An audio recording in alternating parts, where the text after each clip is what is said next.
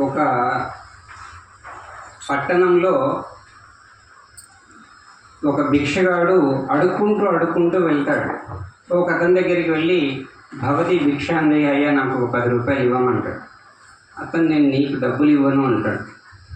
ఏమండి ఇవ్వచ్చు కదా అంటారు. ఇవ్వమంటారు. ఏదైనా తినడానికి పెట్టమంటారు. కానీ నీకు ఒక పని చెప్తాను, చేస్తావా అంటాడు. ఏం పని చెప్పండి అంటారు. అతడు మంచి యువకుడు. అతడికి ఒక పని చెప్తాడు, నేను ఒక వ్యాపారం పెట్టిస్తాను, దాంట్లో డబ్బంతా నేనే పెడతాను, నువ్వు కేవలం షాప్లో కూర్చొని వచ్చిన వాళ్ళకి కస్టమర్లకి చెప్తూ ఉండడం, సరుకులు అమ్మటం. అనగానే ఆ భిక్షగాడు ఏమంటాడంటే, పర్వాలేదు అమ్ముతాను, నాకు మాత్రం 3 పూటలు భోజనం పెడతారంటారు. పెట్టడం కాదు, పార్ట్నర్షిప్ కూడా నీకు ఇస్తాను అంటాడు. పార్ట్నర్షిప్ కూడా ఇస్తారా? 10% 90% అంటాడు. వెంటనే భిక్షగాడు అంటాడు, 10% నాకు 90% మీకా అంటాడు. 90% నీకు 10% నాకు అంటాడు.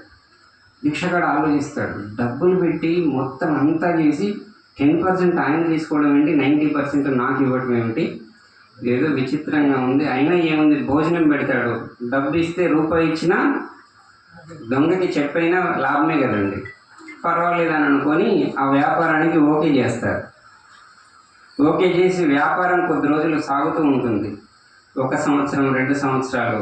భిక్షగాడు 90% తీసుకుంటాడు, 10% ఆ ధనవంతుడికి ఇస్తూ ఉంటాడు. ఒక 5 సంవత్సరాల తర్వాత భిక్షగాడికి ఒక ఆలోచన వస్తుంది, అసలు కష్టపడి కూర్చొని అమ్మేది నేను కదా, 10% అతనికి ఎందుకు ఇవ్వాలి ధనవంతుడికి అనవసరంగా, ఇది పొరపాటు కదా అనుకొని ఆ సంవత్సరం లాభ నష్టాలు బేరీజు వేసేటప్పుడు చెప్తాడు, ఈ సంవత్సరం మాత్రం మీకు ఇవ్వనండి 10%. అదేమిటయ్యా, 1,00,000 లాభం వచ్చింది, 10,000 నాకు ఇచ్చి 90,000 నువ్వు తీసుకోవడానికి నీకేమి ఇబ్బంది అంటాడు. అసలు ఎందుకు ఇవ్వాలండి, ఉదయం నుంచి రాత్రి దాకా కూర్చొని అమ్మింది లేదు, మీరు సంవత్సరానికి ఒకసారి వచ్చి 10,000 తీసుకొని పోతున్నారు, ఇది పద్ధతిగా లేదంటారు. ఓహో అలాగా, సరేలేమంటాడు. ఇది ధనవంతుడు భిక్షగాడి కథ కదా, భగవంతుడు మన కథ. మనం భిక్షగాళ్ళము, ధనవంతుడు భగవంతుడు. మనము ఈ భూమి మీదకి వచ్చినప్పుడు భగవంతుడితో కోరుకుంటాం, తల్లి గర్భము నుండి వచ్చేటప్పుడు నవమాసంబులు తల్లి గర్భమున నానా రోతలను జిక్కి నాకు అవకాశం ఇసుమంత లేకబడితే హా కష్టములు భీతితో శంకర, నవమాసంబులు ఘటిల్లె చారునిక నాకి గర్భవాసము నివసింపన్ పందిర్చి కావుమికన్ సత్కృపల్ శంకర. నవమాసంబులు ఈ తల్లి గర్భం అనేటువంటి నరక కూపంలో నేను పడినన్ని కష్టాలు ఇంకొక వ్యక్తి పడడు. ఓ భగవంతుడా, ఈ నరక కూపం నుంచి కానీ నువ్వు బయటపడవేస్తే నీవే తప్ప హితపరం బెరగ, నిన్ను తప్ప ఇంకొక వ్యక్తిని ఆరాధిస్తే అడుగు అని జీవుడు తనకి 7వ నెలలో ఎప్పుడైతే ఆ జ్ఞాపకం కలుగుతుందో ఆ 7వ నెల నుంచి 9వ నెల వరకు భగవంతుడితో మొరపెట్టుకుంటాడు. అలా బయటికి వచ్చాడా, అప్పటి నుంచి కోహం, నేను ఎవరిని, సోహం మర్చిపోతాడు, కోహం అనుకుంటూ ఉంటాడు. అలా భగవంతుడితో 2 నెలల పాటు ప్రాధేయపడి మిమ్మల్ని తప్ప నేను ఇంకొకరిని ఎరగను అని అనుకొని బయటికి వచ్చిన తర్వాత ఎలాగైతే భగవంతుడిని మర్చిపోతున్నామో, అలాగే ఈ భిక్షగాడు ధనవంతుడి కథలో కూడా భిక్షగాళ్ళని మనం ప్రాధేయపడి ఇవన్నీ తీసుకున్నాం. మనం అనుకుంటున్నాము, మాకు ఊళ్ళో ఒక ఇల్లు ఉంది, టౌన్లో ఒక ఇల్లు ఉంది, హైదరాబాద్లో అబ్బాయి కూడా ఈ మధ్యన ఒక అపార్ట్మెంట్ కొన్నాడు స్వామి, పర్వాలేదు, మా నాన్న వాళ్ళు మా అత్తమామలు 2 ఎకరాలు ఇస్తే మేము 20 ఎకరాలు చేసాము, ఇవన్నీ చెప్తున్నాం. కానీ భగవంతుడి కార్యక్రమానికి వచ్చినప్పుడు భగవంతుడు ఇచ్చిన సొమ్మును భగవంతుడికి ఇవ్వడానికి ఇవ్వట్లేదు. అవునా కదా? ఇప్పుడు ఇలాంటి కార్యక్రమే జరిగిందనుకోండి, ఇది ఎంత అద్భుతమైన కార్యక్రమం, ఎంత మంచి ధర్మ కార్యక్రమం. ఇలాంటి కార్యక్రమం దగ్గరికి వచ్చేసరికి మనం లెక్కలు పెడుతున్నాం. ఎవరైతే మనకి ఇచ్చాడో, ధనవంతుడు కదా వ్యాపారం పెట్టించింది, భిక్షగాడు సంవత్సరానికి వచ్చినప్పుడు ధనవంతుడికి ఇవ్వాలా లేదా వాట వాస్తవంగా? 10వ భాగం భగవంతుడిది అని మనకు లెక్క కదా. మీరు సంపాదించిన దానిలో 10వ భాగం మీ ఊళ్ళో ఉన్న దేవాలయాలకి, ధర్మ కార్యక్రమాలకు ఖర్చు పెట్టండి. అలా ఖర్చు పెట్టాలనుకున్నప్పుడు మాత్రం మీకు వెనక్కి వస్తుంది 1000. కానీ ఇదే 1000 మీ ఇంట్లో మీ పిల్లల పెళ్ళిళ్ళు అయినప్పుడు వెనక్కి తగ్గేది లేదు. 20 రకాలు ఖచ్చితంగా విస్తరలో ఉండాల్సిందే అంటున్నారా లేదా? ఎవరు తినడానికి చెప్పండి, దేనికి వస్తాయి? మనం తినడానికి వెళ్తామా, అన్నీ తినలేక పడేస్తాం. ఎంత ధనం వృధా అవుతుంది, ఎన్ని వస్తువులు వృధా అవుతున్నాయి. అటువంటివి నిజంగా ఇలాంటి కార్యక్రమాల్లో మీద ఒక్క రూపాయి ఉపయోగపడ్డా అది సదుపయోగమైనట్టు. మన ధనము ఉపయోగపడాలి అని అనుకుంటే మంచి ధర్మ కార్యక్రమాలలో, దైవ కార్యక్రమాలలో ఉపయోగపడ్డ ధనమే మనది, కానీ అనవసరమైన కార్యక్రమాల్లో ఉపయోగపడ్డ ధనం మనది కాదు. అర్థమవుతుంది కదా?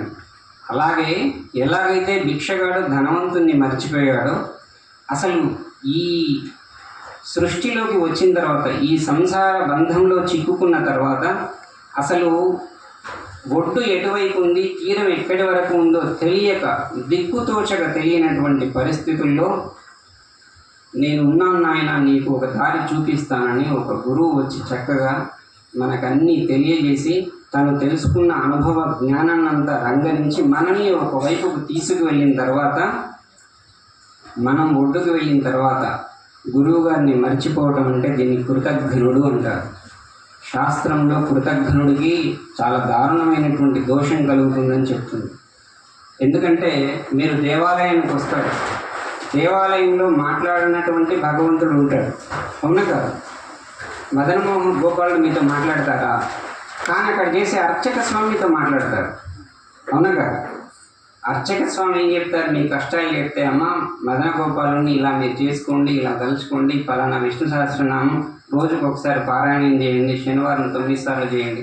ఏదో ఒక క్రియ ద్వారా మీ యొక్క కష్టాన్ని పోగొడతారు. కష్టాన్ని పోగొట్టిన తర్వాత, కష్టం తీరిన తర్వాత, ఏరు దాటిన తర్వాత తెప్ప తగలేయడం అంటారు కదా. కష్టం తీరిన తర్వాత మళ్ళీ మనం అసలు అర్చక స్వామికి కానీ మదన గోపాలుడు కానీ కనిపించము.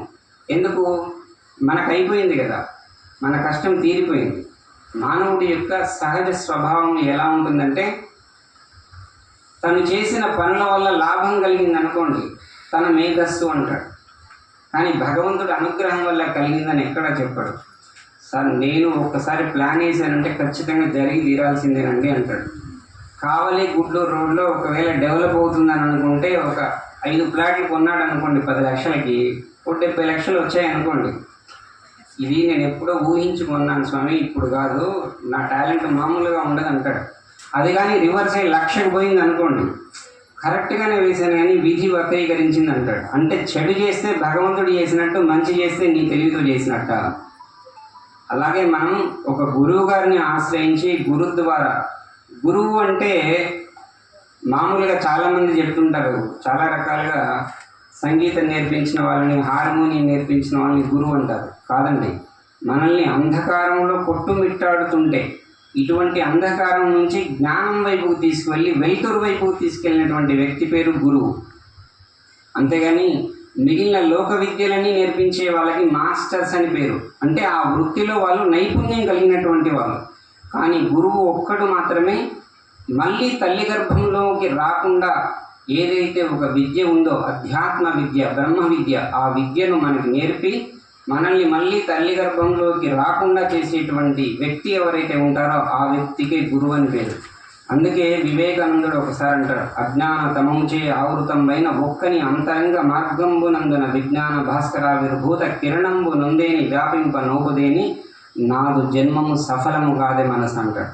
అజ్ఞానముతో కొట్టుమిట్టాడేటువంటి ఒక వ్యక్తి యొక్క కళ్ళలో నుంచి కారే కన్నీరు చెక్కిలిపై వచ్చినప్పుడు దీన్ని తుడుస్తూ, నాయన అధర్మం అంటే ఇది, ఇది ధర్మము, ఇది అధర్మము, ఇది అసత్యము, ఇది సత్యము, ఇది శాశ్వతము, ఇది అశాశ్వతము, ఇది నిత్యము, ఇది అనిత్యము అని తెలియజేసి తనని మళ్ళీ సంసార చక్రంలో పడకుండా బయటికి తీసుకురావడం అనేటువంటిది ఏదైతే ఉందో దానికి గురుతత్వం అని పేరు. అలాంటి గురువును మరవటం అంటే మనకు జన్మనిప్పించినటువంటి తల్లిదండ్రుల్ని ఇంతలాగా పోషించే భగవంతుని మర్చిపోవటం వంటిది. కాబట్టి గురు పూర్ణిమ అనేటువంటిది చాలా గొప్పనైనటువంటిది. ఆ రోజు ఎవరైనా సరే ఎవరి గురువుల్ని వాళ్ళు తప్పకుండా ఎక్కడ ఉన్నా ఆరాధించుకోవాల్సినటువంటి సుదినమమ్మ. ఖచ్చితంగా గురు పూర్ణిమ అనేటువంటిది. కానీ గురు పూర్ణిమ అంటే సాయిబాబా గుడికి పోయి కొబ్బరికాయ కొట్టడం కాదు. అంతకంటే ముందు మన భగవంతులు ఎంతోమంది ఉన్నారు. కృష్ణుడు ఉన్నాడు, రాముడు ఉన్నాడు, శివుడు ఉన్నాడు, అమ్మవారు ఉన్నారు, ఎంతోమంది పురోహితులు ఉన్నారు. పురోహితులని ఎందుకు పేరు? పురం యొక్క హితం కోరుతాడు కాబట్టి పురోహితుడు అని పేరు. మీ యొక్క పురం యొక్క హితమును కోరేటువంటి వాళ్ళు మీ కుటుంబ హితం కోరుతారు, దగ్గర వాళ్ళైతే, దాయాదులైతే. కానీ మా ఊరంతా బాగుండాలని ఎవరు కోరుతారు చెప్పండి? మన పురోహితులు కోరుకుంటారు. ఇలాంటి పురోహితుల్ని, మనం నమ్మినటువంటి గురువుల్ని ఖచ్చితంగా ఆ రోజు మనం నమస్కారం చేసి సంస్కరించుకొని మన సంస్కారాన్ని బయట పెట్టాల్సినటువంటి సుదినం గురు పూర్ణిమ. దాన్నే వ్యాస పూర్ణిమ అని కూడా అంటారు.